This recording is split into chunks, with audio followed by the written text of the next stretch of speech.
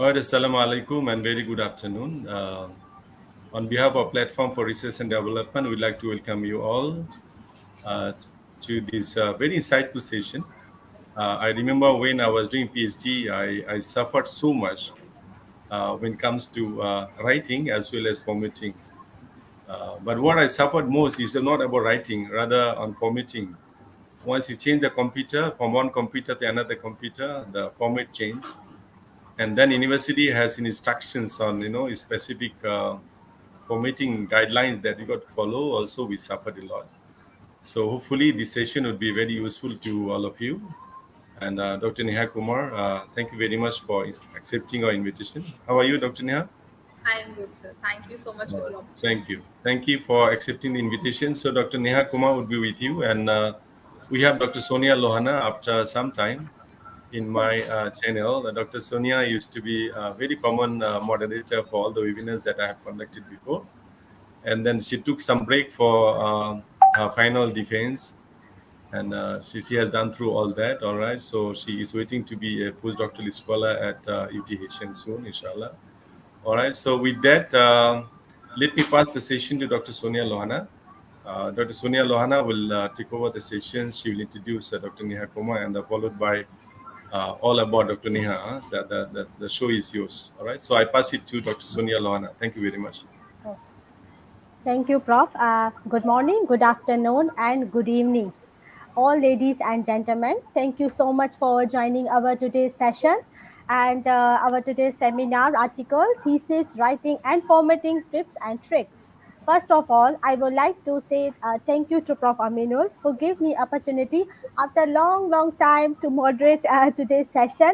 Nice to see you all and nice to see you, Prof. And also nice to see you, Dr. Neha. Thank you so much, Dr. Neha, for giving us your precious time to conduct today's session. So before we start our session, let's introduce about our Dr. Neha, our speakers. So Dr. Neha is currently working as an assistant professor at the School of Management and the North Cap University, the Gurgaon. She is an associate professor, also the member of the Institute of Company Secretaries of the India. She is a certified Mendeley advisor.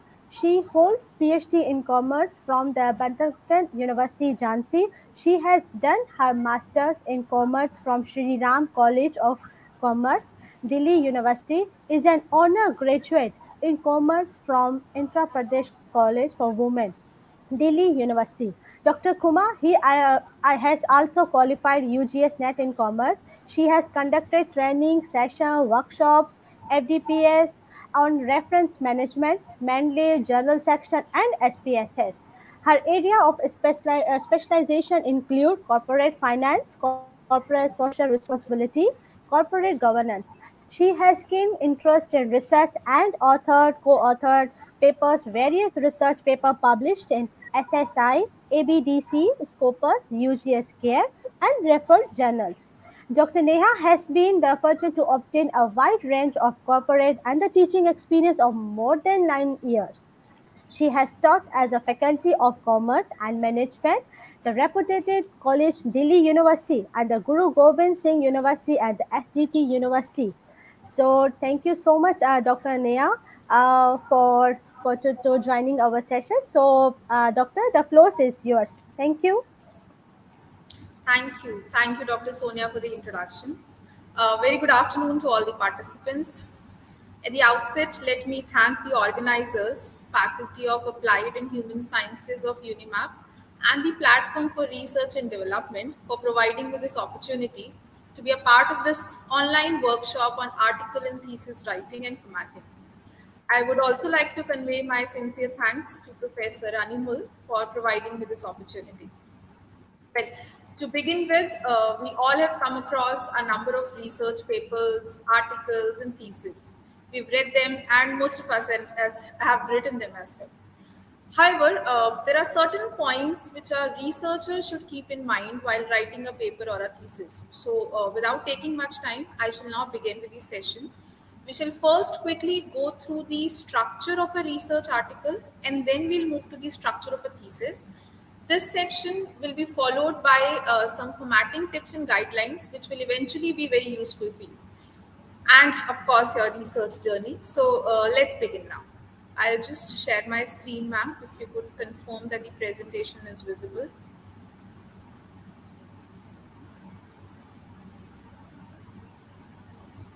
Just a second.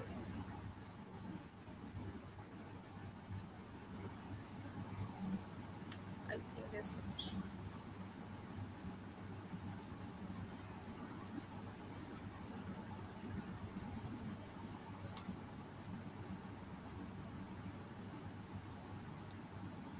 Ma'am, is the presentation visible? Yes, doctor, it's Okay, visible. I shall begin Oh, then. Thank you. okay. Thank you so much Thank you. for the Thank you. confirmation. Okay. So we shall first start with the components of a research paper. Well, as we are all aware that any research paper you read, any article you read, it begins with the title. Title is actually, you can say, the first and the most important decision making, you can say, factor that helps to attract the readers to your paper. So title, having a very catchy title, having a very explanatory title that gives the entire overview blueprint of your research paper is very important. So most important segment in any research paper should be your title. We normally follow the rule that we frame the title within 8 to 15 words, because I less than 8 words you're not able to express exactly what the paper is trying to say, your objectives. More than 15 words becomes too lengthy. So it's advisable to summarize your title within 8 to 15 words, and anyone reading your title should be able to take a decision whether to go forward with your paper or not. Next component we have is abstract. Well, abstract, as most of us are aware, abstract is a brief summary of your research paper, the article that you've written. So this is normally varying between 150 to 250 words, which again varies depending upon the requirement of the journal. Most of the journals require a structured format, normally within 200 to 250 words. Few of the journals have guidelines mentioning an unstructured format, varying from 150 to 180 words. So, depending upon the journal you are selecting for the purpose of submitting your paper, I would advise you should go towards. I mean, you should restructure your abstract accordingly. Next segment is your keywords. Well, from my point of view, keywords, when I talk about it, is actually the address of your research paper. If the address is not correct, we all know the person cannot reach to your home, the communications cannot reach to your home. Likewise is a keyword to your paper, because these keywords are basically used to identify, search, look for papers. So unless you've used the right set of keywords, it becomes very difficult for any researcher to find your paper. So most importantly, while writing your paper, please ensure the set of keywords that you select, the set of keywords that you use, are appropriate for any researcher to reach to your paper. Apart from this, we now move to the main structure of the paper, which starts with introduction. Well, introduction is introducing the topic. What are the gaps that you have identified, basis which you decided to take up this study? What are the objectives of your study, which is all summarized into this segment of your article, which is your introduction. This is followed by literature review. Somewhere some journals mention it as background of the study. You might also observe this as theoretical observations, theoretical findings, because this is the segment wherein you review the articles, the papers of the researchers who have done similar work, the work that you are trying to do. The researchers have undergone the similar work, you study their findings, and then you decide, after going through their findings, you identify the gaps and then you set your objectives. So, this background work is very important for you to, number one, understand the concept, and number two, identify the gaps. We then move to the methodology section. Few articles mention them as materials and methods. Again, depending upon the requirement of the journals, the nomenclature changes. So, in the methodology section, we have identified our objectives. We need to specify how we shall proceed with, in the like in the light of achieving those objectives. what tools, techniques we shall adopt, how shall we be collecting our sample, how shall we be identifying our sample, how the data analysis needs to be done. So all that is in detail mentioned in the methodology section. From the methodology section, we move to the analysis. Well, this section basically deals with the identified objectives and the tools you've used to actually implement them. So the data analysis that is done is in detail explained in the analysis section. Analysis and findings, these are the nomenclatures that are generally used in various journals. Then we move to the discussion section. Well, this section I'd say is very important, really important, because in this section, you try to, as in the results that you have derived from your analysis, your study, you relate it with the previous studies. You may either agree, you may disagree, depending upon the findings, the results of your study. So, this discussion segment, this discussion section basically helps you and the readers to relate the existing studies with your results.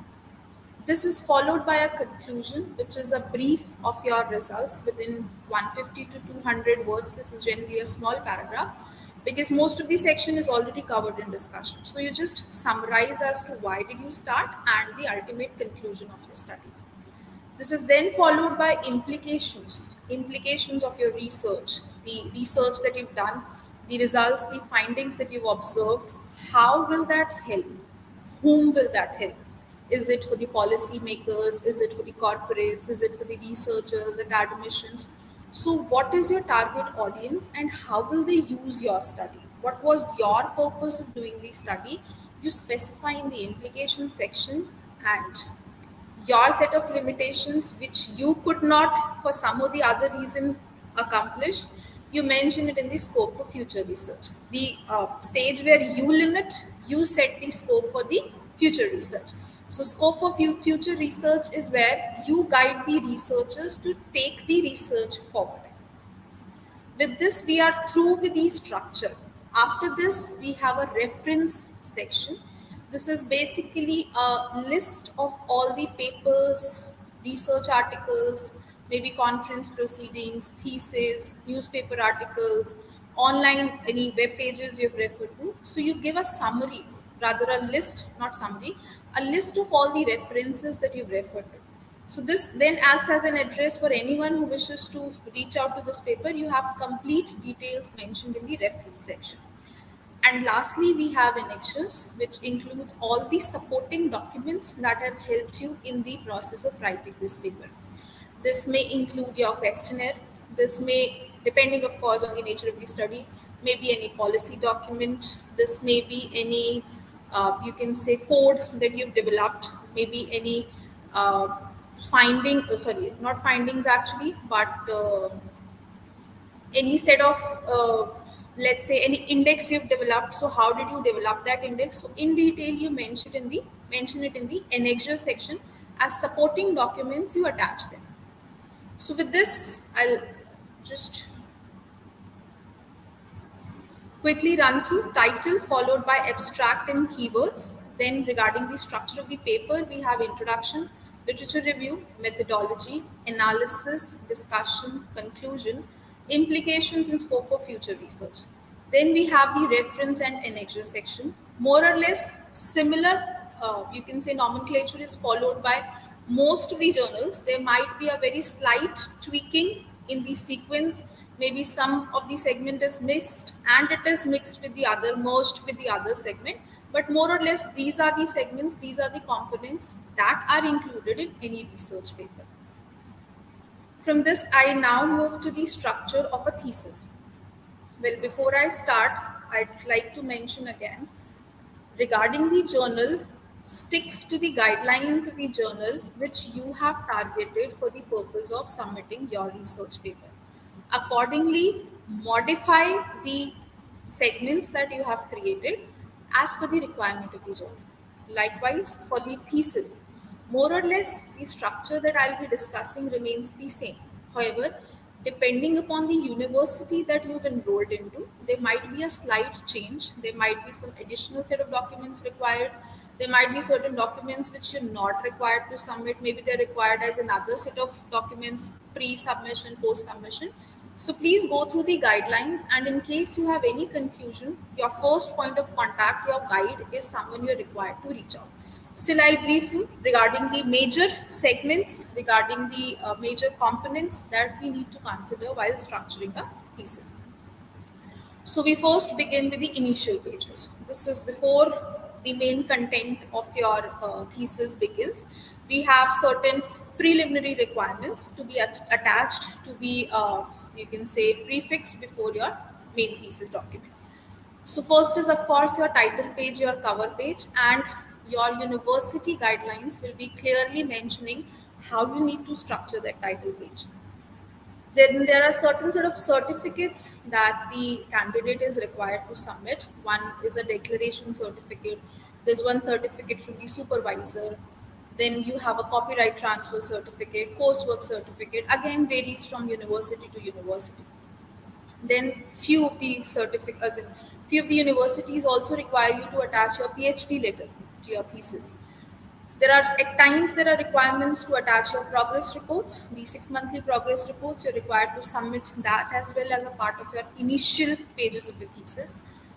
Then comes, and these three set of documents that I've just discussed, they may vary. You might be required to submit, you might not be required. There might be some set of other certificates you're required to submit. So as per the university guidelines, please reach out to your supervisor and then accordingly figure out and affix these pages. Next, we have acknowledgement. Well, this is the segment which generally runs into 1.5 page, wherein you actually thank the people throughout your PhD journey, the people who have helped you, your family, your friends, who acknowledge their efforts, and you mention that in the acknowledgement section. After this, we start with the table of contents. Now again, table of contents, the structure, how it needs to be prepared, everything would be mentioned in your PhD guidelines. Still, in case not, I'll tell you how the table of contents is created in the later section. That will help you with this. From the table of contents, we move to the list of tables. That is the tables that you've used in the thesis. You create a list. So that list, how is it created? You do not have to do it manually. This can be auto-generated. I'll help you how to proceed with it. Likewise is the list of figures. So all the figures that you've used in your thesis, you're required to create a list, just an index. Like you have table of contents, likewise it is index for tables and index for figures. We then move to abbreviations. Well, this is the, you can say, the abbreviations, the short forms that you've used in your thesis. You are required to give a list beforehand so that anyone who proceeds to read your thesis is aware of the short forms that you've used. For example, in the entire document, you might have used the term ROE. Maybe it is return on equity. So you need to specify, expand this, and mention in the abbreviation list that this stands for return on equity. Again, if you mention CSR, for example, so you need to mention CSR is corporate social responsibility, because you've been frequently using these terms. So you have been using the commonly used abbreviation CG, CSR, and elaborating them in the abbreviation section, wherein in detail you mention what this word is about, and then eventually in the thesis you'll be using the short forms. Well, this is followed by an abstract or executive summary. This is something, again, varies from university to university. Likewise, in my university, I was required to submit an executive summary. Most of you must have been aware of this term. This is like a brief summary of the entire thesis, which is summed in, say, 15 to 20 pages. The complete detail we're required to mention, that is executive summary. At times, it is submitted as a separate set of document. Now, when I talk about a separate set of document, what I was being asked, apart from the thesis copies, I'm required to get a separate spiral bind of this executive summary. My executive summary was around 18 to 20 pages, and submit 5 copies of the executive summary also. And some of the universities require you to submit a abstract, maybe as a part of the thesis or as a separate document. So abstract is generally in 1.5 to 2 pages to summarize the entire thesis. Executive summary is a detailed version of it. Again, as advised, refer to the university guidelines. In case of any confusion, reach out to your supervisor. So these are the initial pages that you are required to maintain while writing your thesis. And this is something you do towards the end once you're done writing with your thesis. Now let's proceed to the various sections, to the various chapters that you create in your thesis, you write in your thesis. More or less, there might be a slight change in the nomenclature, again I'm repeating, but more or less these are the chapters that you're required to mention in your thesis. We start with chapter 1. Well, chapter 1 is your introduction section, very similar to what we've discussed in the research article, because thesis is a wider version of your research article. You follow all those steps again, and a detailed version is your thesis. So likewise, we start with chapter 1, which is introduction. In the introduction, you have various sub chapters. Again, few of the universities clearly mention what sub-chapters you're required to include. So I'll advise refer to the university guidelines first. In case it is not mentioned, in case it is not clearly given, reach out to your supervisor, discuss that what subsections I am required to create, how am I supposed to chapterize this chapter of introduction. Once you're clear with it, then go ahead. So most commonly used subchapters are background of the study. Then you discuss the problem statement, that what made you do or continue with your study. What were the problem statements that you had identified? We then move to the objectives of the study. That is, why are you undertaking this study? Is at times it is included in the introduction section.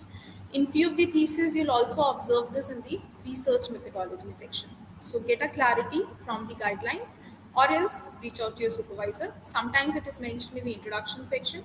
If your guidelines require you to mention in the RM, you do mention that, but don't duplicate it.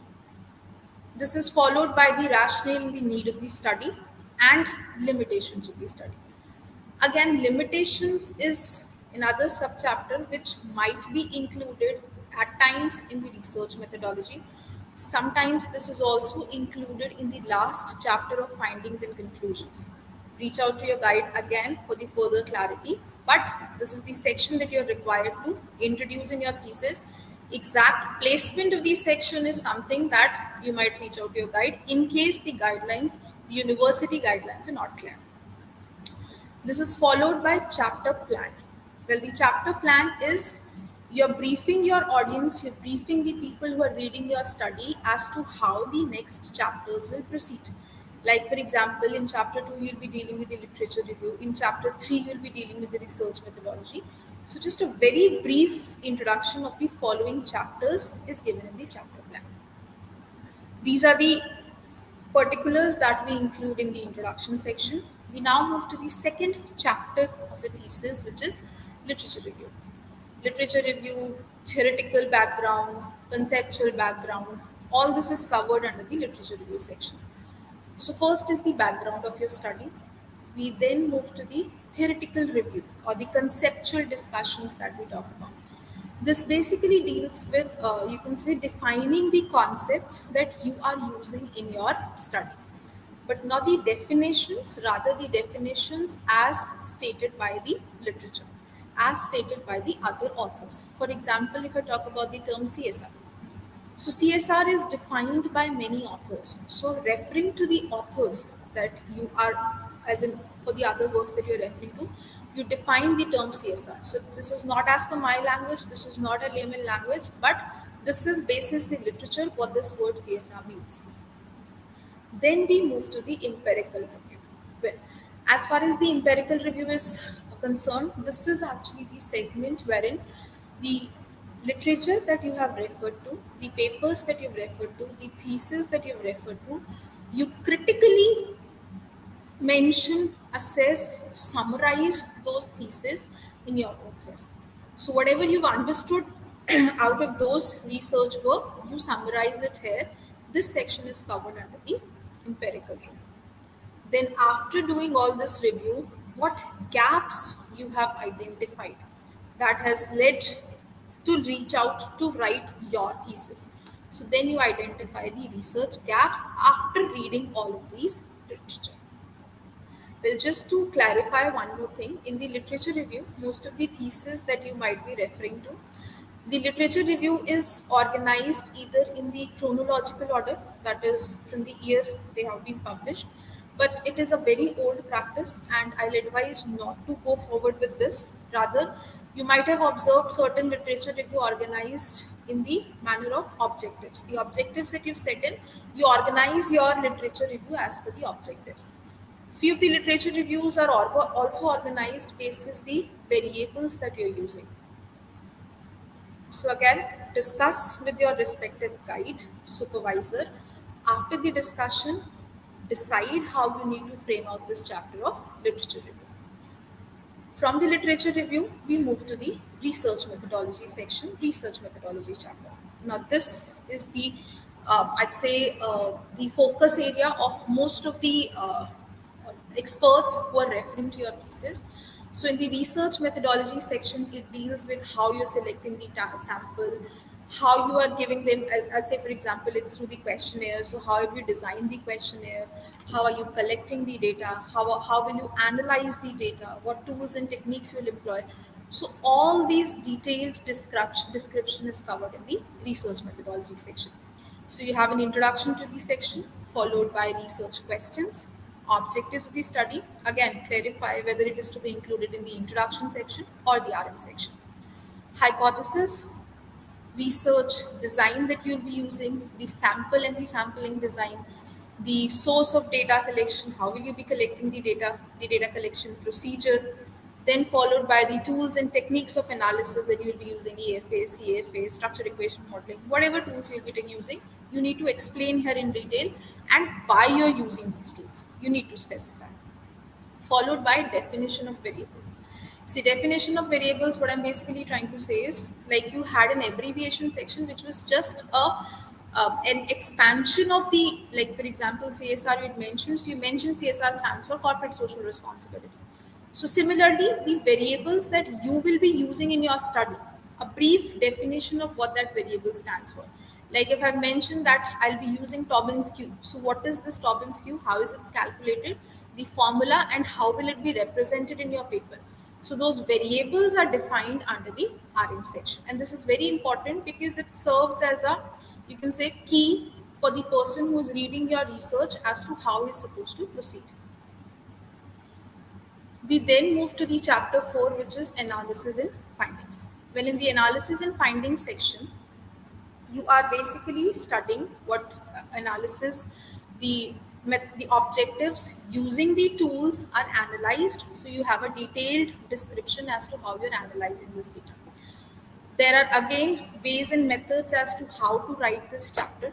You might at times observe this is from step 1, step 2 as to the tools that you adopt from stage 1 to stage 2. You mention it accordingly. Maybe you can have first the, you can say demographic information. How is it analyzed? Not demographic, descriptive analysis, followed by the various tools and techniques that you're using. Or the other way is to chapterize as per your objectives. Say, for example, you have 5 objectives of your thesis. So for every objective, you have a section of analysis as to how you've achieved this objective. How is the data analysis done? That is covered in chapter 4. This is followed by chapter 5, which is discussion. And as discussed in the RM, while writing the research article also, this deals with your results and how are they related with the previous findings. So this again is mentioned objective wise. Discussion with respect to objective 1, objective 2 and so on. So you mix your studies, you prove how your results are either inconsistent or they are defying the existing norms that have been set. So that is done in the discussion section. From the discussion, we move to summary, conclusion, and implications. Well, this section is, you've written, done the analysis, discussion section is done. This is just a brief summary of each objective. the objective, what was it, how is it achieved, and what are the results. So like this, you summarize each objective in the summary section.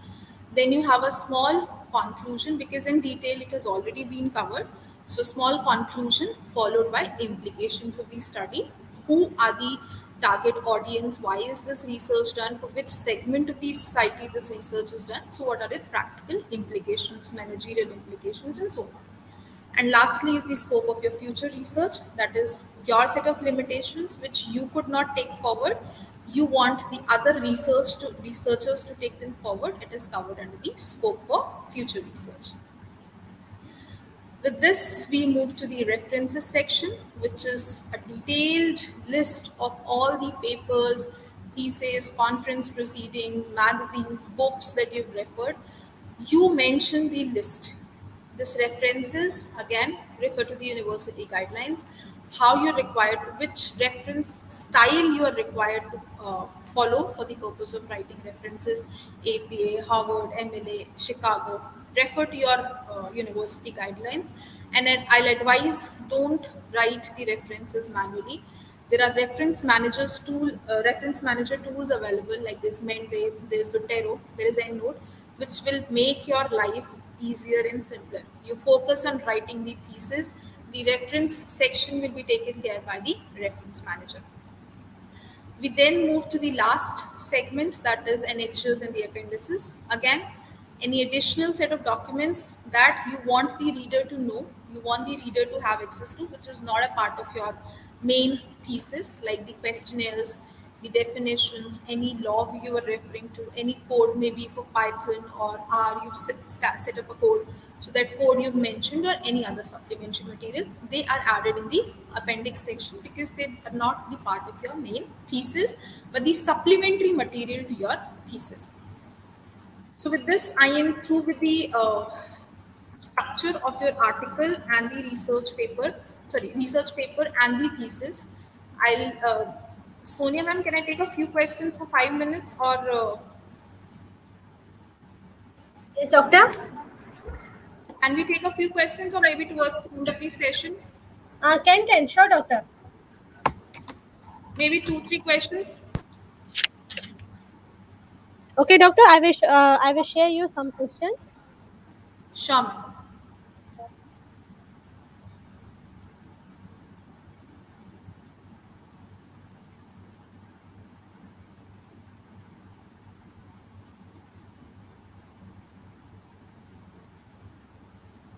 Okay, doctor, I share the two questions which we got from our participant. Okay, it says conceptual paper also contains implications of the study and suggestions for future researchers. Of course, even if it's a conceptual paper, you yourself have referred to few studies, and there are researchers who can take forward your study. So, of course, you're required to, if the paper is demanding a further research in that area, you can always guide the researchers to take the research forward by giving your suggestions. If Hello. my research is lengthy one, can I make the review of literature in the form of table? Again, I'll advise please refer to your guide, and if the supervisor is agreeing with you, go ahead. Because literature review section is generally the section which is a bigger section, because you are expected to review at least 250 to 300 articles. So how you're supposed to present it, summarize it, in case of any confusion, first refer to your guide.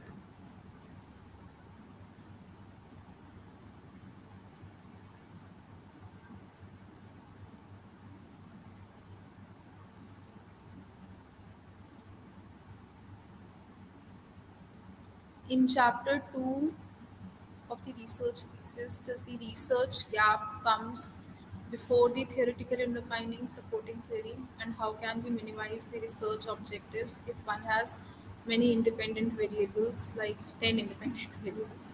Okay, first of all, the research gap, if I talk about, is once you have gone through the existing literature, only then you realize what is the gap. How can you identify the gap first and then move towards the review of the literature?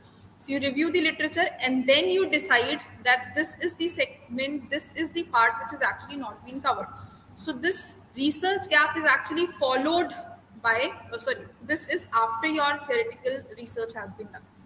And regarding the objectives, normally when we frame our objectives, we the general objectives that we talk about, we have them somewhere around 5 to 6. I think more than that it is not advisable. Maybe you can have certain sub objectives, but then again refer to your guide first, because university to university guidelines vary. I have participants from across nations, so I cannot generalize this, because even in India itself there are hundreds of universities and every university has its own set of guidelines. Even for a university, people from different departments, maybe a science scholar is supposed to submit a thesis, there are a separate set of requirements, so I cannot generalize this. There is no standard protocol for referencing, sir. Please, in case of a research article, refer to the journal that you are submitting. In case of thesis, refer to your university guidelines. That's all I can say. Because we have a lot of referencing styles which are followed, so it becomes very difficult to say which is better than the other. Because every, as in the same set of information is communicated, it's just that the pattern varies. Where does the research question comes in? This is generally in the research methodology segment. Can I proceed to the section now, because otherwise it will be difficult for me to cover it. I feel Sure, sure, Doctor Ken. I think now we can yeah, continue our we session. can So, take the questions after the formatting section is covered. okay, sure, Doctor. Right? Thank you. Thank you, Oh, ma'am. Thank you so much. thank you so I'll much. just share the screen again, ma'am.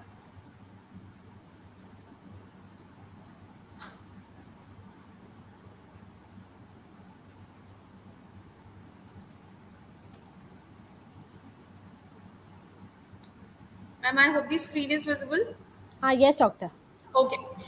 So now we start with the document formatting. This is the general guidelines that we follow again, general guidelines, depending upon the requirement of the journal, if it is regarding the article submission, depending upon the requirement of your university, if it is regarding thesis submission, please proceed.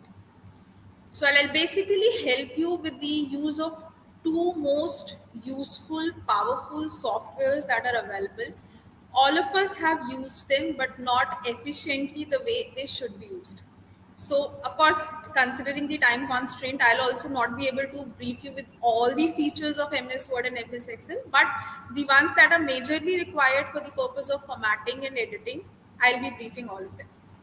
So regarding MS Word, I'll help you how to organize your thesis and the research papers. And with Excel, of course, the calculations is there, but Excel is actually the software which I used for the purpose of tracking my literature. And I'll help you understand how this Excel can be used in managing your literature review.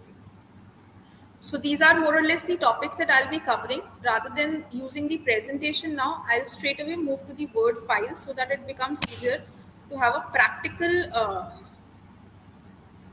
understanding as to how this is done. Just a second.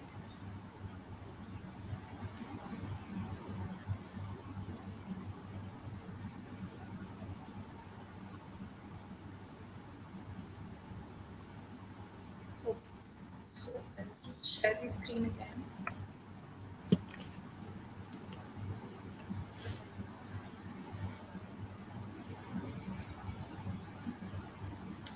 Ma'am, the Word document is visible. Yes, Doctor. It's Okay, visible. thank you. Thank you for the confirmation. So just a quick Doctor, overview. can you close the navigation so easily will be visible? I I haven't enabled any navigation, ma'am. I'm sorry. No, I the navigation, the sidebar navigation is okay, okay. okay, Okay, okay, okay. All right. okay. Thank. Is it fine now? Yeah, now okay. Okay, Thank you. thank you. Thank you. So, this is the Word document, Microsoft Word, which each one of us is familiar. So, I'll just quickly help you to understand what are the basic features of MS Word, just a very quick introduction, and then we'll be moving to the technical features of MS Word, which are very useful for the time of writing your thesis or the research article. Before I start, just one more tip. While writing your thesis, please do not write or make separate set of documents for each chapter. Microsoft Word is a very powerful and efficient tool, And with this one software, one document can easily be managed, which can run to 400 to 500 or 600 pages very easily. You're not required to prepare separate set of chapters, because I have seen people doing it. I myself did it 6 years down the line because I wasn't aware of how this could be used. So don't use it now for creating separate chapters. Create one single file, one single document, and all the formatting work will be very easier and simpler for you. Just to begin, we all are aware this is how you select the font style that you're using. The general guidelines that we've been following is Times New Roman, but again, refer to your university guidelines. The Times New Roman is the most commonly used and accepted font style. The content, the font size, if we talk about, 12 is the font size that we normally cover for the content, 14 for the subheading, and 16 for the heading. But again, refer to the university guidelines and again reiterate them. So this is how you select the font style, font size. This, of course, all of us are aware, bold, italic, and underline, depending upon the content that you're using. If you require it to bold, maybe this is a definition that I've been using. So I want it to be in the bold, italic, and underline. Then this is, you can directly increase or decrease the size of your document, the text that you're typing in, using these shortcuts rather than again and again typing the desired font size. Now these are the bullets that we refer while we're writing in points. These are the bullets we use, or you can number those bullets using the 1, 2, 3 and the other bullet options that are available. Then you have this multi-level list, which we will be using now, and I'll help you understand how to use it. Before that, we all understand this left, center, and right alignment. Center is generally when we're giving some heading or maybe any quotation that we're mentioning, we use the center alignment. Otherwise, this is the formatting justify alignment that is expected in an article or a thesis. Like, for example, this article, if you can read, this is starting from, of course, a margin, left aligned, but this is not right aligned. If I change this to just right aligned, this is how the text looks like, and this is how the center alignment looks like. However, an author, a researcher is expected to have the article in a presentable manner. So that presentation comes when there is equal margin both from the left side and the right side. So this is done through this justify alignment. So equal margin both from the right side and from the left side, in the sense that the text has equal spacing from both the sides. So this justify is the alignment that is expected from you to use.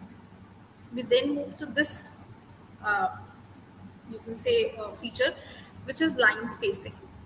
Now, general guidelines that we follow, this is 1.5 to 2 line spacing.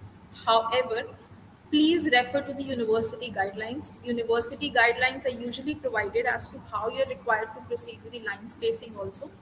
So if you select this, if you've already typed the document, just select, let's say it's 1.5. The gap between the two lines is how it is selected. It is now increased to 1.5. In case the requirement is 2, then increase it to 2. Refer to the guidelines, and accordingly you can change. If you've already written it, not an issue. Maybe, say for example, you were submitting to a journal, your article got rejected. Now you're targeting some other journal, and that journal requires you to change the line spacing to 1.5. It's very easy. Select the entire document, Control A, and then simply just change the line spacing. This command, which you can see here, is for the purpose of indentation. The para that you normally start, we all are aware that we indent it towards the right. So I'll just help you with this. The right indentation helps you to increase the indentation. If you want to reduce the indentation, you use this left command. So this is how you proceed with the indentation. Again, refer to the guidelines. If they require you to indent the text, use it, else leave it.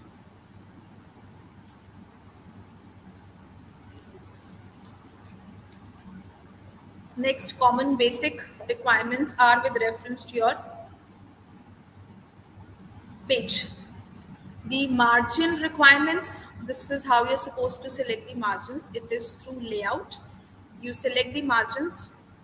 In the guidelines, again, for the thesis, it is very clearly mentioned the margins that you're required to comply with in the document. You have few custom margins here, normal, left. Each of it mentions the amount of spacing from each top, left, right, bottom. If you want to custom these margins, this is the option. You can customize your margins depending upon the requirement of the university. Increase or decrease it using these buttons.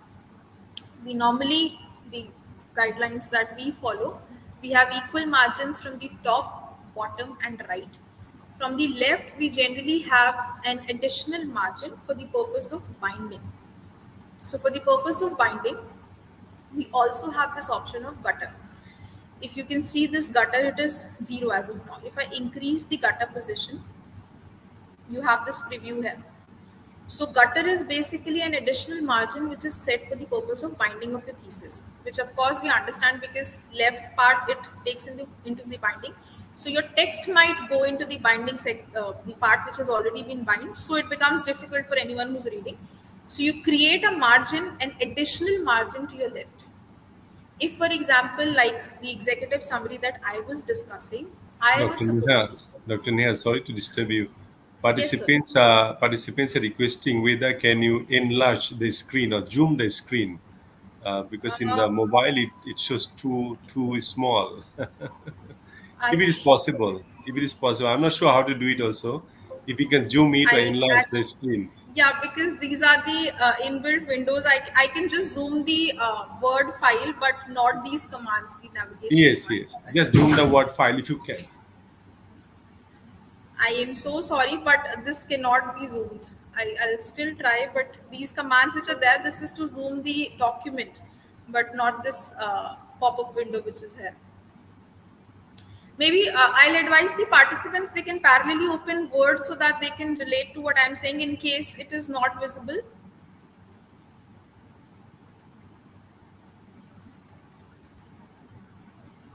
I No, can advise actually, the it is visible. No problem. It is visible, but it's too small. Possibly those participants are watching using mobile phone. maybe because there Mm, is no option to expand this window okay, also. okay. No problem. Please continue. Okay, thank you. And I'll again advise in case it is not visible, you may please open the MS Word so that it will also help you to retain in your mind once you do it yourself. Parallelly, if you do it, it will be easier also. So this gutter I was discussing, this is for the purpose of binding. Just to mention, you can change this gutter position also. Sometimes you want the document to be binded from the top. So you can change the gutter position to the top and accordingly set margins from the top. So this is how you set up the margins using this margin command from the layout. If you have the set of margins which you require, select it from here. If not, you can customize the margins. Next, we move to the orientation. The orientation of the paper, the document that you are writing. So we usually have it in the portrait form, like you can see here on the screen. In the landscape, it changes the orientation of the page. But in the thesis, we use portrait itself. Then you have the size of the paper. Size of the paper by default, before writing to start, please select A4, and in case your university guidelines vary, do accordingly. But general, the guidelines that we follow, we are required to select the A4 size of the paper. Next is your column. Well, this column is very important in the like not in the of course writing the thesis, but in most of the journal articles you might have referred to, you have seen that the articles have two columns, or articles generally have two columns. Like for example, you've written this text. You want the entire text to be divided into two columns. It becomes very easy if you follow this column command. You just need to select one, two, depending upon the requirement. Like for example, I just select the entire document and I divide it into two columns. So this divides my entire document into two columns. However, this is not how you're supposed to proceed, because what you might have normally seen, the title remains the same. However, when you proceed with the content, that is divided into columns. So what you can do is, while selecting columns, click on more columns and select the preset. Is it a 2 column or a 3 column? And apply to this point forward. If I select this point forward, the point where my cursor has been, it will move from here. So now my title is there for the whole document. It is not divided into columns. However, the rest of the text is in the form of 2 columns. So if the journal requires for you to create or write your paper in columns, please use this command. This is through layout. And columns, more columns. If the title, see, you can see here as well, if I use this point forward, you have a sample preview here. So that will help you understand how the command proceeds. Next I have is insert. Okay. Now Dr. before, Dr. Neha, sorry again. yes, sir. At the bottom right side, you have 100%, right? That one you can make it like 120. So Okay, yeah, yeah. this Yes, is yes, what I yes. was talking. This is for the text, but for the pop-up windows Uh, that comes up, that cannot be zoomed. It's all right as long as the skin is at least Okay. bigger now. Okay, Thank all you. right. This is what I was also talking. This is for this document, but the other pop-up windows that comes up, they cannot be zoomed. Okay, I'll try to repeat the command so that maybe in case anyone would have missed, they might follow it again. Okay, so this is about the general formatting guidelines. We've discussed the font size, style, the alignment of the text. These are the commands that we've followed, line spacing. Then we've discussed the margin requirements, the orientation, the size, and the column. We now move to the headings and subheadings. Now, regarding the headings and subheadings, what I'm basically trying to explain and want you to practice and follow is you're required to create a table of contents. We normally do it manually. I don't. And going forward after this session, I expect you also do not do it because you have very useful features here for headings. What you're basically required, because every chapter, every section will have headings, subheadings, and sub-subheadings. So each of these can be very easily organized and managed by using these heading options. What you're basically required to do this, for example, this is your text that you have written. Now this is the first introduction. This is the chapter 1 of introduction. So I use the topmost heading, which is heading 1. If you're required to number these chapters, use the multi-level list rather than using the numbers from here. Use the multi-level list and you have this option of 1.1 from the list library. This is the list library. You will be having access to this option, heading 1, heading 2. So as and when you proceed with the headings, it takes the next set of subheadings if required. So this is what is required for you to select this heading. So it automatically takes the number 1. Now, once you have selected this, you introduce the topic, maybe you write what you have to write, and then you have a subheading as corporate social responsibility. Just required to select this option heading 2. Now, when you select this heading 2, it automatically takes a number 1.1. So, one is aware that this is the main heading. It starts with the introduction. So, with the introduction, when you introduce the topic, you start with the subtopic now, which is corporate social responsibility, and it automatically takes the heading 1.1. This is the inbuilt formatting for headings. You can change this formatting. It is very easy. What you're required to do is, say for example, the first heading you need to modify, because as you can see, it is blue in color. And your requirement for the thesis is not these multicolors. Black is the text color that is expected. So what you do, you have two options. You select this, you modify it as per the requirements. You can change the text color to black. You can unbold it if you want, or if you want it as a bold, go ahead. By default, Cambria is the font style that has been selected. If your requirement is Times New Roman, update it. If it is as per 16 font style, update that. Once you've done all the modifications, just right click on this heading, and you have this option update heading 1 to match selection. So whatever changes you've done to heading 1, it will now be used as it is for the subsequent headings for heading 1. So once I select this update heading 1 to match selection, now if I introduce another heading for this, it will by default take the same formatting which I have just done. So with this, you can change the formatting very easily. Now again, I'll show you with reference to heading 2, so that, say for example, you have another topic here, CSR in India. And this is, let's say, heading 2 again. So this again picks up the requirement of the formatting requirement as per heading 2. You can select this, just one, modify it as per your requirement.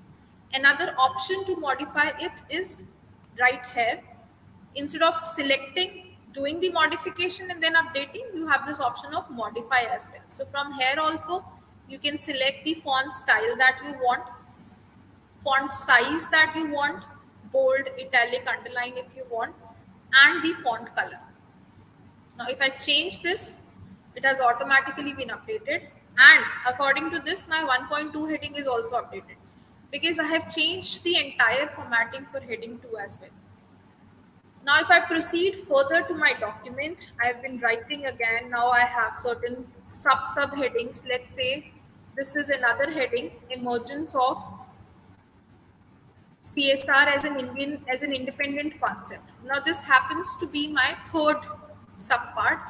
So this is the subheading that I want to use. Now why am I focusing so much on headings is, if you can see this option view in your screens, you click here, you have this button for navigation pane. Once you select this navigation pane, this will give you a, you can say, an index of the headings that have been created so far. So moving from one segment of the article to the other becomes very easy, because when you are writing the thesis, it normally runs in 300 to 400 pages. So scrolling from one page to the other becomes very difficult. You do not have to require, you're not required to again find a document, go to that document, how to reach out that document. This will help you. This index will easily take you to that segment. So if you follow this while writing the entire set of document, your life becomes easier actually. And with this, the table of contents, the index that you're required is automatically generated. I'll help you with that also. So this is how you're supposed to use the headings. Now, if you have certain sub more, like you can use these headings to 5-6 levels. You can further increase them if you want by further adding to these styles. So this is about the headings I was talking about. Next, I want to tell you about also one more thing. Say for example, you were writing something. This is CSR in World. Let's take it as a main heading, right? So this takes up second point. Now while writing, I realized, because you normally take 2 to 3 years to write your thesis. Now I realized this is actually a part of my introduction and not the second chapter. I am not required to cut, copy, paste the entire chapter if I have used the heading options. What am I required to do? Just pick up this and easily drag it to the place you want it to. So this now moves here. If you want this as a subpart to corporate social responsibility, you can easily move it here. It takes up this heading, but you want it as a subpart, you can change this to just elaborate in case it is not visible. It is not taking. So I'll just change it to heading 2. So it automatically becomes 1.2 from 2. So swapping between headings, moving the segment from one set of the document to the other also becomes easier if you've been using these heading options. Another thing that I'd like you to focus upon is when you use tables, how you're supposed to use it. I have this in the other set of document. I'll show you how you're supposed to do it. So this is created in Excel. I want to copy paste it and use it in my document. I have copy pasted it. Most of the times you might have observed that the table exceeds the document, as in Most of the margins are, let me check if I have a bigger table. Yes, this one. I'll use this one. Maybe if you have a wider margin, in that case the table exceeds your boundaries of the page, and it becomes very difficult for you to find the remaining half of the table, where is it gone. So how you require to fit in the table in your text, it is very simple. Just select the table layout. This is the layout that you can see.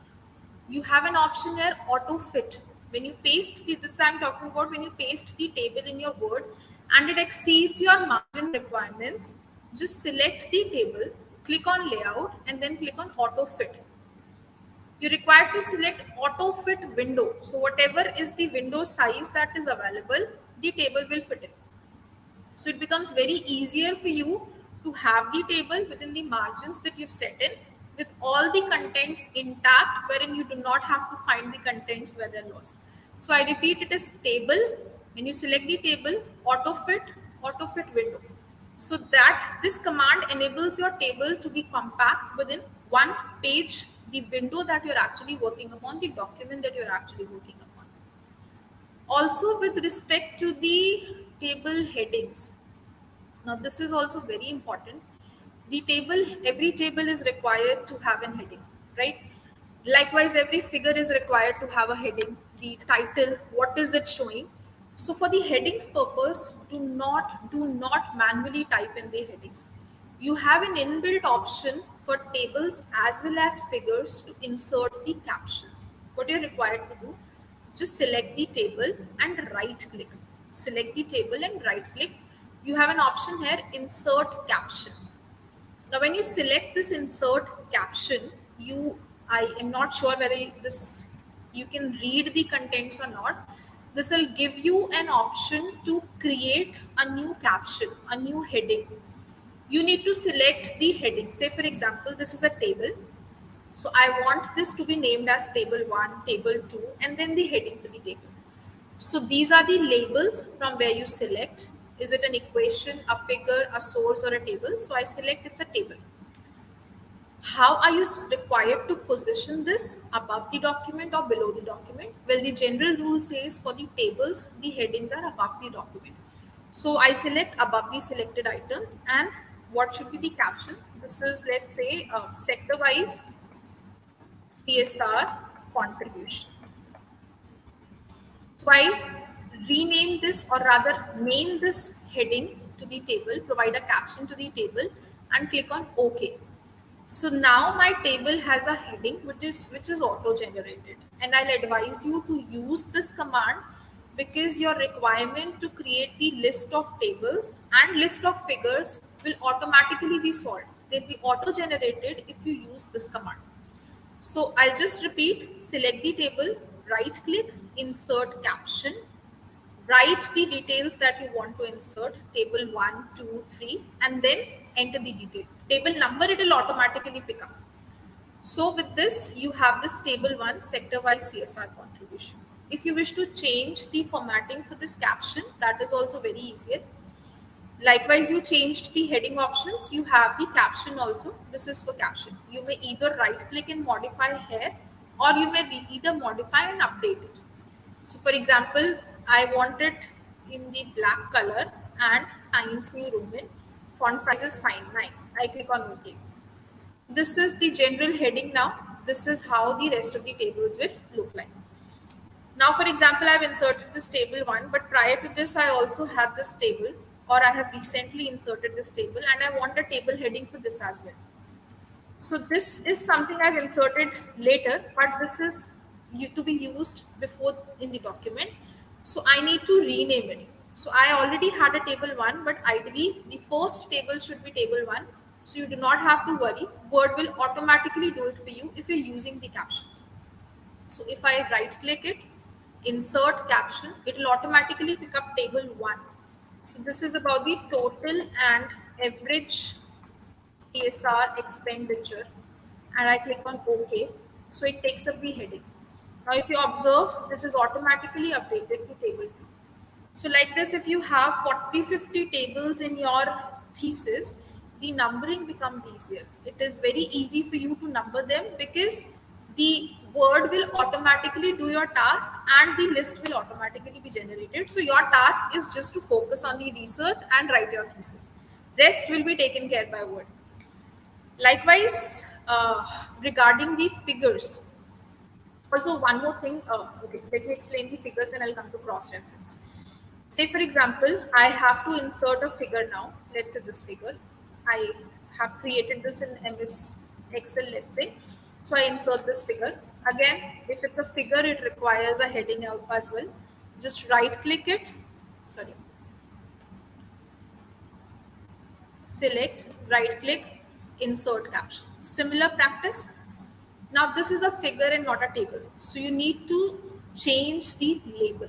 So the label is now figure. In case these labels are not available with MS Word in your system because I have created them, you can click on new label and type in the label name that you want to use. So this is how it's done, new label and create a label and it will be automatically entered into the system. So this is a figure which shows sector wise CSR contribution. So I click on, and regarding the position, it says below the selected item, and that is the right practice. For the figures, we have it below the item only, and you click on OK. Now see, this figure name is automatically entered into the thesis below your document. Now, for example, if I insert another figure, maybe above this, so that should take up the number of figure 1. Again, it's very easy. Just select the figure, insert it in your thesis, add a caption to it by selecting it and right clicking it, insert caption. This is, let's say, planned expenditure, and you click on OK. This takes figure 1 and automatically this table is named as figure 2. So I've told you how to insert tables and charts, how to caption them or rename them. Another thing is cross-referencing, which we normally do in our thesis, in our articles that we write. Say, for example, you're writing something or you're explaining this tables, you write as shown in table 1. Let's say as shown in table 1. So you type in table 1. Rather, what is advisable is you use cross-reference. You have it in the references section. Just a second. System is hanged. Okay. Sorry, it's in the insert section. I'm so sorry. In the insert section, you have this cross-reference command under links. So when you click here, it is asking, what do you want to refer to? What cross-reference you want? I say a numbered item or a heading, a footnote, equation. What is it? So I am talking about a table. Now it will ask you which table because this document has 2 tables as of now. This table 1 and this table 2. So I select I am referring to table 1. Now it will ask you what exactly do you want to enter in the text? Just the caption or table name and number or only the caption text. Let's say I want to insert only the label and number and I click on insert. So as you can see, it has, okay, the cursor had moved here. So it has taken up table 1. So as shown in table 1, it takes up here, I'll just cut. If your tables are cross-referenced, your work becomes easier because let's say if you insert and then any additional table eventually, and there's a change in the table numbers, so you're required to change the entire text again. That becomes a difficult task because your table is not cross-referenced. Now, if I show you what I'm basically referring to, let's say I insert another table, this one, and this is now taking the number table 1. Insert caption. This is a table. So this takes up table 1. This is EFA, CFA results. Okay. So this is table 1 now. But I had initially cross-referring. So the table 1, which was initially table 1, has now changed to table 2. So you're not required to worry. Just right click and click on update field. So it is automatically updated to table 2. So your cross reference actually helps you, like while writing anything in the document, if you've made any additions, any modifications, so that will be taken care of automatically if you've been using these features of cross reference and inserting captions. So this is how it becomes easier to cross refer. And the indexes, I was talking about the table of contents. So just one thing that I wanted you to use and access is you have an option, the headings that I was briefing you. So just how you insert the table of contents, you are not required to manually enter the table of contents if you've been using these headings. What you're required to do, just click on insert, sorry, references. You have this option, table of contents. You click on table of contents. I haven't used the page numbers, so there might be a slight change. There are few built-in formats for the table of contents. You can customize also if you require. So I use this, and automatically this table of content is generated. So if I make any changes in the documents, the page numbers will also be automatically changed. So your life becomes easier. You do not have to worry. I moved one section from one page to the other. Now, what is the next page number I need to change? Word will take care. You actually do not have to worry about it.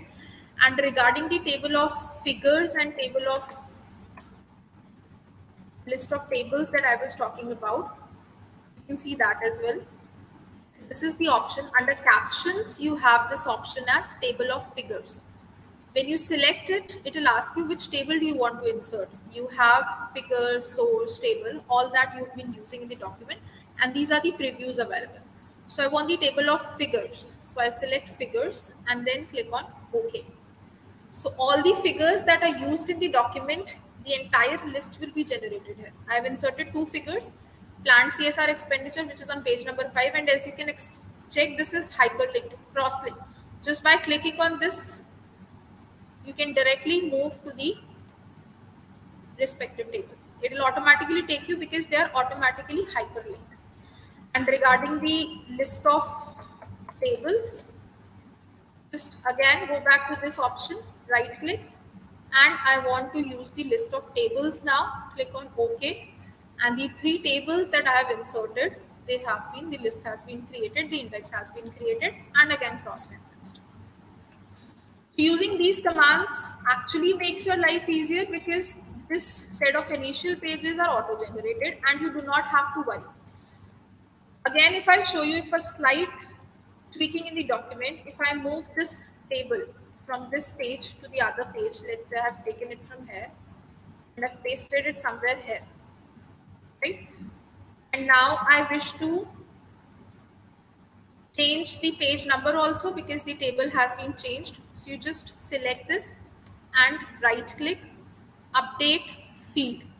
It will ask you, do you want to update the entire table or just the page numbers? I set the page numbers. So it changes because I have changed the document. So it will automatically update. So if you change the sequence from one page to the other, the page numbers will automatically be updated. Another thing that I wanted to focus upon is headers and footers. I'll just, let's say, which most of us have been facing. You might have observed the initial pages of the thesis are generally numbered using Roman numbers 1, 2, 3, while the rest of the document is numbered as per the numbers that you've been using. So I'll tell you how do you change it and how do you create breaks in the document. First of all, let's insert the page numbers. So for the page numbers, you can click on insert and then you have an option of page number right here. So you want to insert page number, it will ask you where do you want to insert, top of the page or bottom of the page. So in the insert command, you have page number. So bottom of the page towards left, center or right, I want it right aligned. So it has inserted the page numbers. Let's see. It is there in the entire document now. Yes. Now, for example, this is the table of contents and the introduction section. I want this introduction section to start from the next fresh page. So what I'll do, Just one more thing, please don't, if you want to change a page, please don't continuously press enter, enter, enter, because that will unnecessarily change the formatting of your document. If you further need to make any changes, it will take up all those enter commands again. So if you want to start with a fresh page, use the command control enter. It will automatically change the page. Or insert, in the page break option, you have this option of page break. Use that. Don't press continuously press enters to move to the next page. That will unnecessarily change the entire formatting of your document, and again you need to redo the work, which makes no sense. So let's say this is the table of contents and I want to rename it with the, rather the number should not be 1, it should be the Roman number 1. So how do? I create section breaks. How do we create section breaks and how is it different? I'll tell you. This is layout and you have this option break. So when you want to move to the next page in the same, let's say, chapter, you move to the page break. When you want to change a section, let's say you've done with the introduction section, done with one chapter, and now you want to move to the second chapter of theoretical background, you use the section breaks. Like in this case, table of contents is one section. I am now writing my thesis, so there needs to be a section break. So wherever you need a section break, please ensure you're on that particular page. Like for example, this is the page. After this, I want to insert a section break.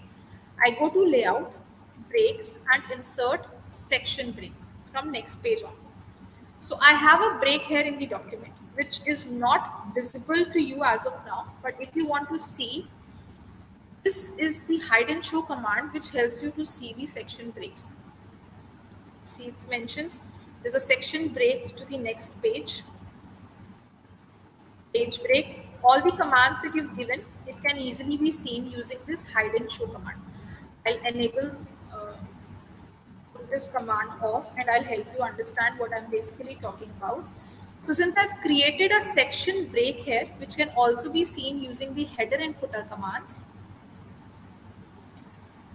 Let's say I want to insert a page number now. I can easily select it or move to the header and footer by clicking on this. Now the footer has been activated. Now this is, as you can see, I don't know if it's visible to you. This says section 1 and this says section 2.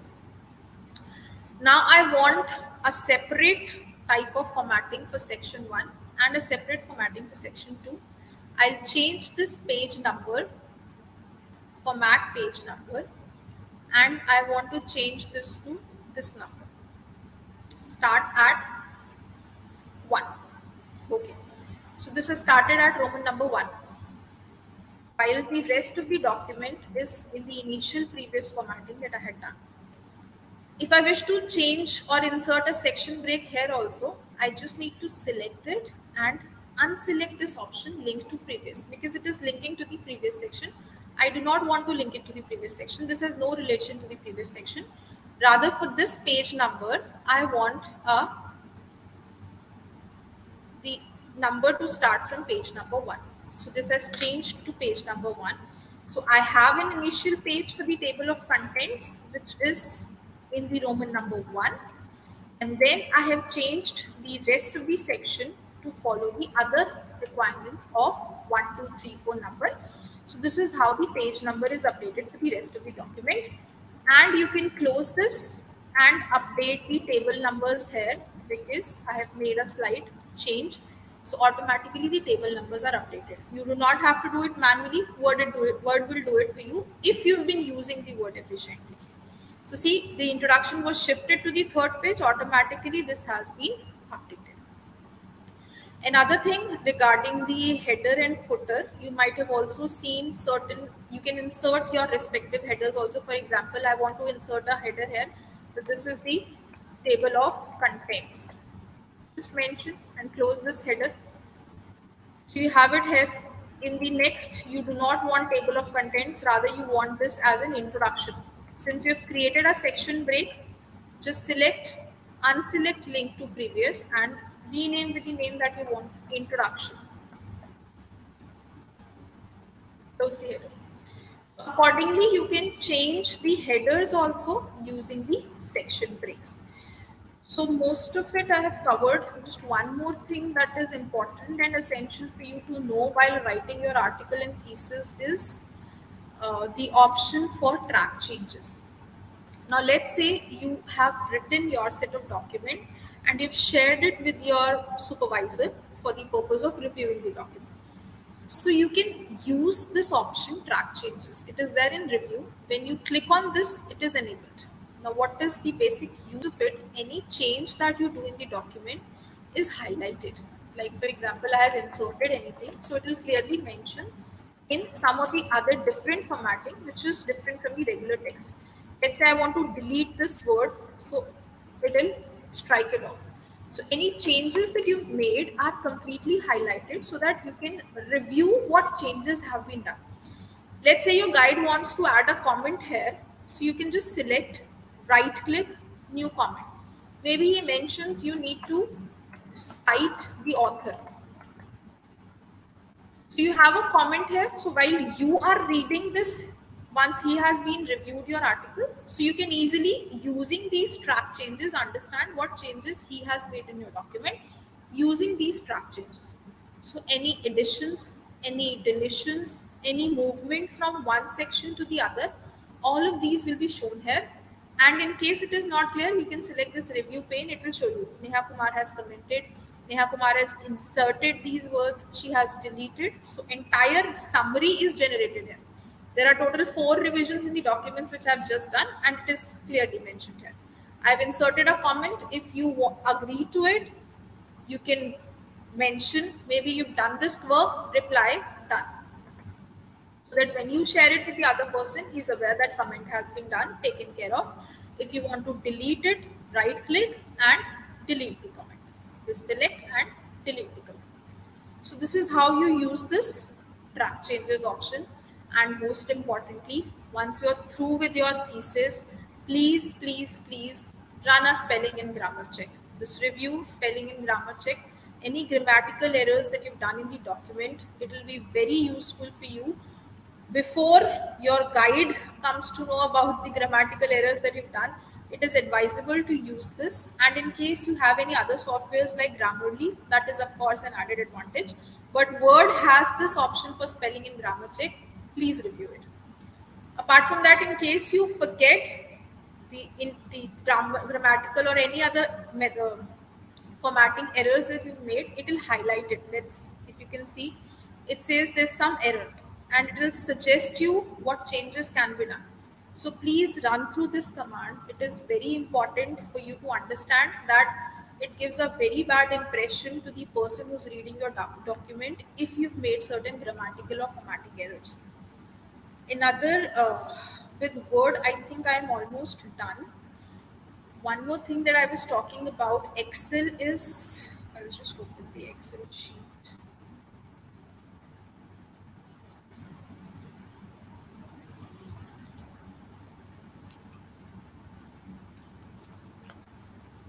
Okay. So regarding the Excel, I was talking about, apart from just calculations and storing your data, you can actually use it for managing your review. For the ones who've already started writing their thesis, not a problem. For the ones who are just starting, please, please use this technique, use this method. It will make your life easier. What I'm basically trying to say is, if you refer to any article, this is just an additional 5 minutes job that you're required to do. Just write down the details, the basic details: who is the author, year, the topic of the study, the objectives of the study, the methodology he or she has referred in the study, the results, the research gaps, and any remarks. This becomes very easier because 2 to 3 years you've been reviewing papers. You obviously forget what you had referred 3 years back.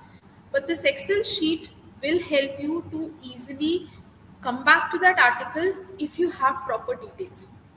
Because if you remember, I had referred to this questionnaire sometime back. I don't know which questionnaire it was. There are 120 articles in your document, in your thesis. Now you are trying to open each and every document to identify.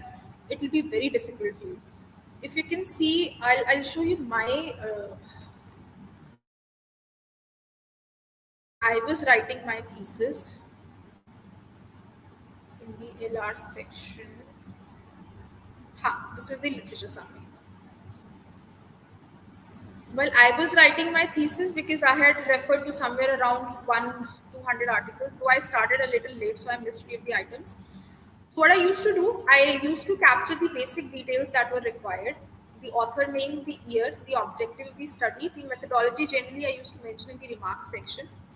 I had created subfolders for each of my literature because I had been working objective wise. So likewise, I had created all the folders, and in the respective folders, I had numbered those files with the name that was its serial number. So for example, if I wanted to refer this, let's say if this paper you can refer to fifth serial number, this says refer for future panel data is used in this because I had also used panel data. So I wanted to refer to some paper.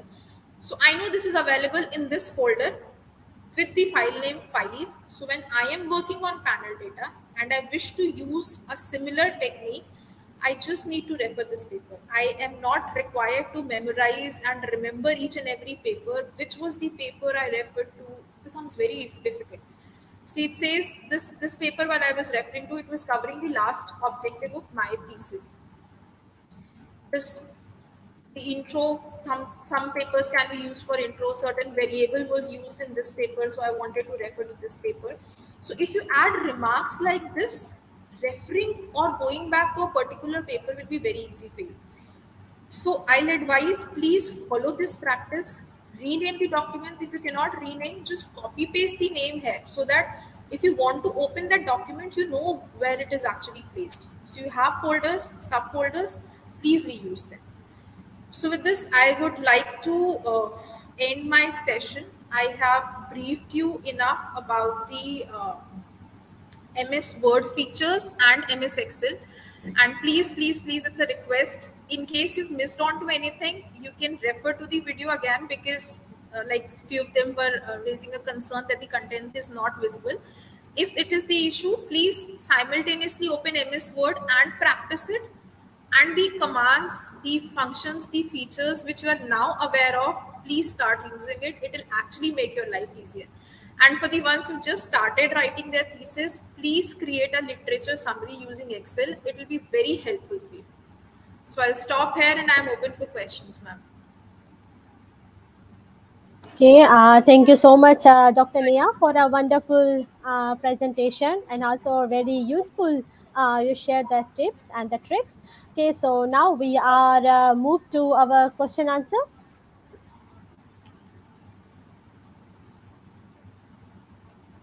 Hello, doctor. Can you hear my Yes, ma'am. voice? Yes, ma'am. You are audible, ma'am. Okay, doctor. Sure. I'm sharing you some questions which we got from our audience. Sure, ma'am. Okay. Okay. So,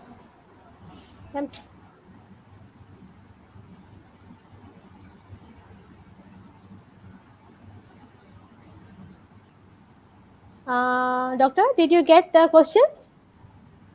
No, ma'am, it's not visible. Actually, I shared in the WhatsApp. Okay. Okay. Or is it? Uh, should I read? Is it okay? Or I'll think here. okay, doctor. Sure. So this is the ones that you've already shared, ma'am. Yes, ma'am. I think, doctor, it will be from here. Is it any formula for writing a conceptual framework? No, there's no formula for writing conceptual framework. It is about the concepts. Just you need to understand the concepts and write. Okay. Is it And necessary to have a diagram to bring all the variables together under conceptual framework? See, you need to write it obviously, but if you think a diagrammatic representation is a better visualization of what you're trying to say, please use a flowchart and explain it. In your structure, you mentioned that objectives will be mentioned in chapter 1 and 3. No, I mentioned either in chapter 1 or in chapter 3. Depending upon the guidelines that your university is following, that is why I highlighted in red color that you may either use it in the introduction section or use it in the objective section. Do not duplicate it.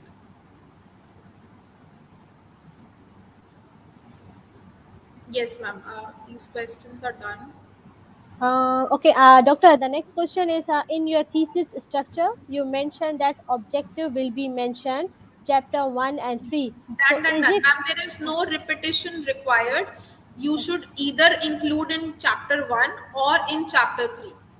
hmm, You're not required to duplicate any section in the thesis. okay, Doctor? The next question I'm sharing.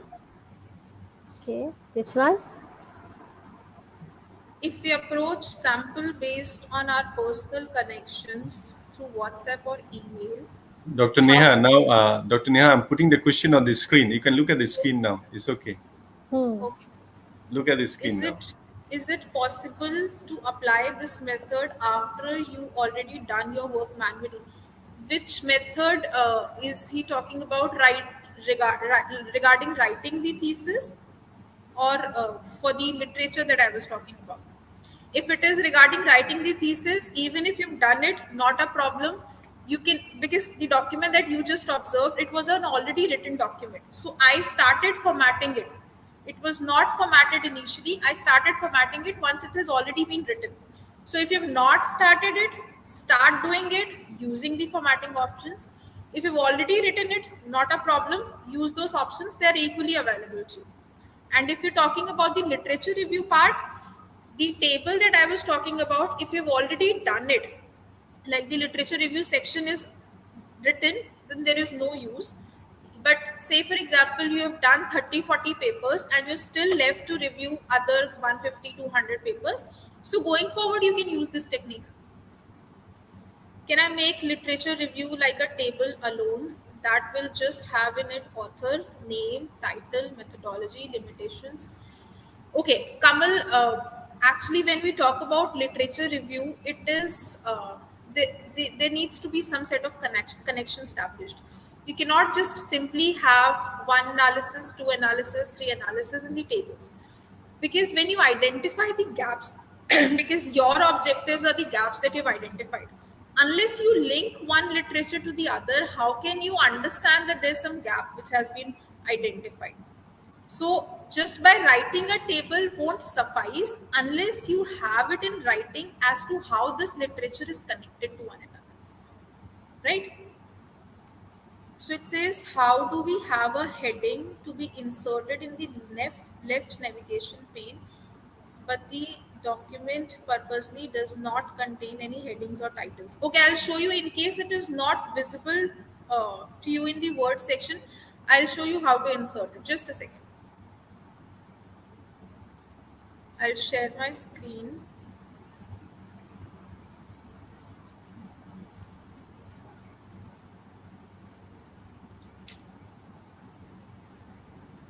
See, in my case, these heading options are active. What I got from your question is these heading options are not available. So you have this option, just click here. Sorry, click here. You have this option of create styles. You might also have an option of manage styles, because I've already included all of these styles, so it is not visible here. You'll be having an option of manage styles. When you click in there, you have certain items which are hidden, which includes these headings also. So when you select those headings, it will be auto generated, then it will be visible. In case not, you can create a style of your own by clicking on this create a style. I want to create a style for my thesis writing, and style 1, let's say I want to modify it with certain headings, subheadings. So all that can be done using these commands, ma'am, in case it is not visible here. So you can either manage styles. From there it will be a hidden option, because in my case it is already visible, so it's not showing. But you'll be having this option to create manage styles. From there you can use that, and then accordingly use that particular style that you wish to follow for your thesis.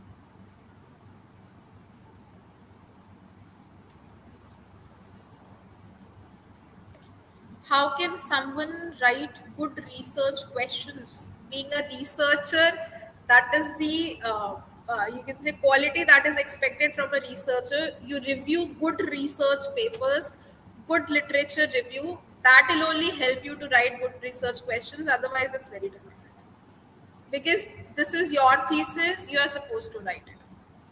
Does it work for equations too? Yes, of course, it works for equations. Like I selected insert caption table, then figure. Likewise, you can select equation, then accordingly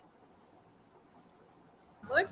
And also, if you want to insert the list of equations, that will be pre-generated. Hope there is no problem if one does the formatting manually. Of course, not a problem. You are increasing your work. You have the work of writing the thesis and again the work of formatting it. How can I put Roman numerals and Arabic numerals in the same document? You can create section breaks, as I had explained. By creating section breaks, there's a break in the document. So you can have a separate set of formatting for each of these sections. For example, I have created 3 sections. So for section 1, the headers and the footers that I insert, they'll be completely different. I can change the headers and footers for the second section and likewise the third section. As I directed you, the section breaks are there in the layout. Breaks option are there. You can select section break. How to merge all the chapters if you have created separately from the beginning? Not a problem if you've already done it. I'll just show you how do you merge it. Very simple. If you've already created the documents, say for example, this is the Word document. You click on insert. Let's say this is one document which is running into say 43 pages, and now I want to insert another. This was chapter 1. Now I want to insert chapter 2. What I do, I click on insert. This command, you can see this is object. You right click and text from file, because I already have 3 files, separate files for chapter 2, 3 and 4 likewise. So I click on text from file. Now it will ask you which file do you want to insert. Let's say I have already an existing file. Let's say this LR. So I select, click on, then this document is automatically inserted. So whatever content was there in that LR document, it has been automatically inserted. So this is how you can merge 2 files. You do not have to copy paste particularly. Insert this object option, text from file, and that text will automatically be inserted. And like this, you can merge the different chapters that you've created.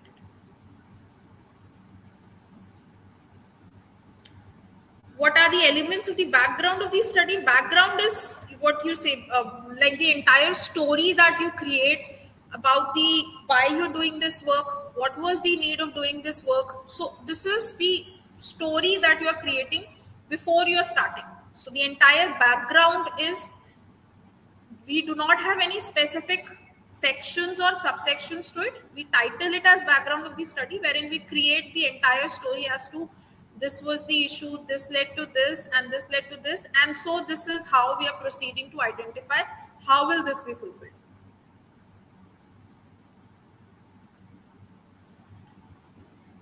My question is, if we approach sample based on our personal connections, how do you justify? Okay, sir, if you approach like the method of collection, so what you're required to do in the sampling technique, you mentioned that it is convenience sampling, but we do not generally use this term convenience sampling. We mention it is non-random sampling. And regarding the methods that you use for data collection, you mentioned that maybe due to COVID, due to some constraints, you could not physically visit the people to share these questionnaires. So in the available contacts that you have, you've shared it through email, through WhatsApp. We generally do that, as in all the papers, research papers that we have written during our COVID that were based on the primary data. We've mentioned these and they are equally acceptable, because there was a limitation to reach out. How does one avoid plagiarism? Well, of course, do not copy paste. Read, and rewrite. Please, please, please do not copy paste. Read a document, reread a document, and then summarize in your own words. Maybe you can refer second day and then rewrite. You might yourself make a few changes. So if you avoid the practice of copy pasting, plagiarism automatically is read. There is no question. if you merge separate chapters, you can generate table of content automatically. Yes, of course, like I just merged the other set of document. If I again start numbering, I start with the second chapter heading, I select heading 2, 2.1, 2.2, automatically the table of contents will be updated.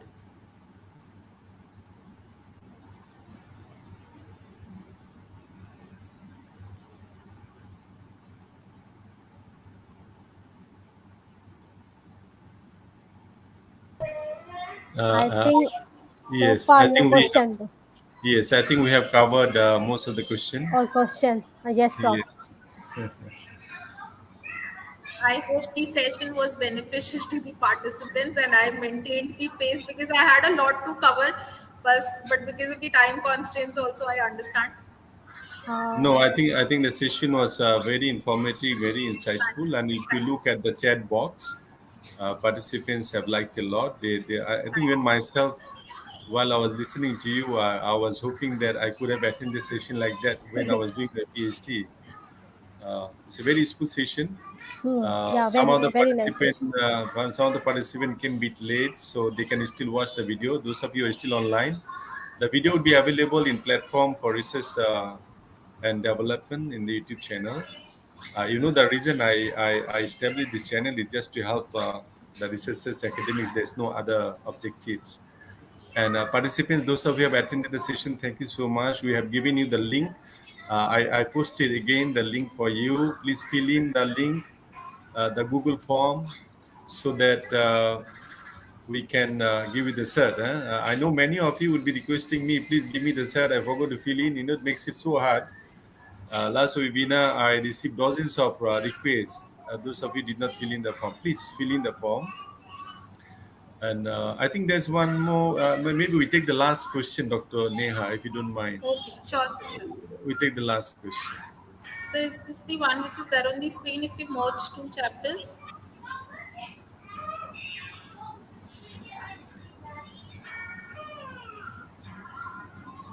Dr. Neha, are you online?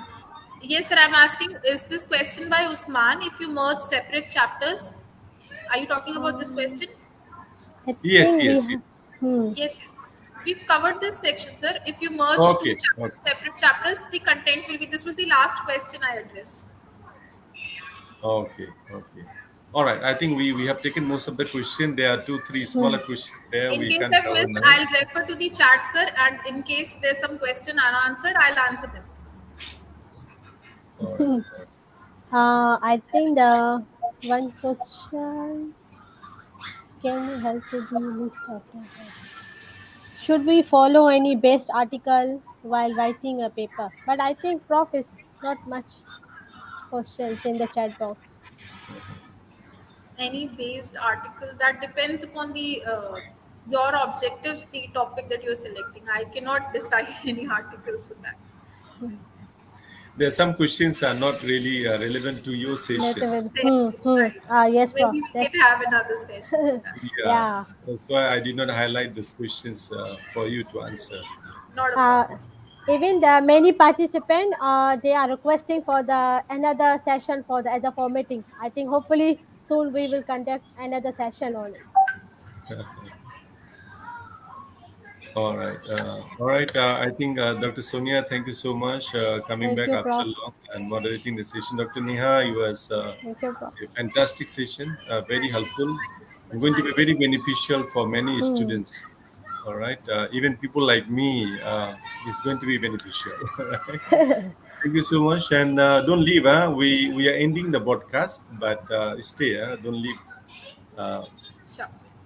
the broadcast. Okay, all right. Participant, thank you so much. Next month, remember, we'll be having 4 sessions of the Smart PLS. Dr. Parul Kumar will be conducting the session, 4 sessions. And also, we will be starting back the PhD journey, the mega webinar we used to do. Our coming session, the guest would be the Vice Chancellor from Dr. Parul Kumar's University and the Vice Chancellor from University Malaysia Police, my boss, my Vice Chancellor. So they will be participating in the coming session. And also we are inviting Professor Joseph here. You know, right? Here at all, everybody will cite his name. inviting him to join in the PhD journey session also. Hopefully, he will accept our invitation, then you will get him also. All right, so more helpful webinars in a way we plan. Hopefully, we'll see you in the near future, inshallah. All right, thank you very much. Thank you. Those of you fasting, we wish you have good breakfast, and then those of you will be celebrating Raya or Eid Mubarak, and see you soon, inshallah. Assalamu alaikum, and very good evening, inshallah. Thank you.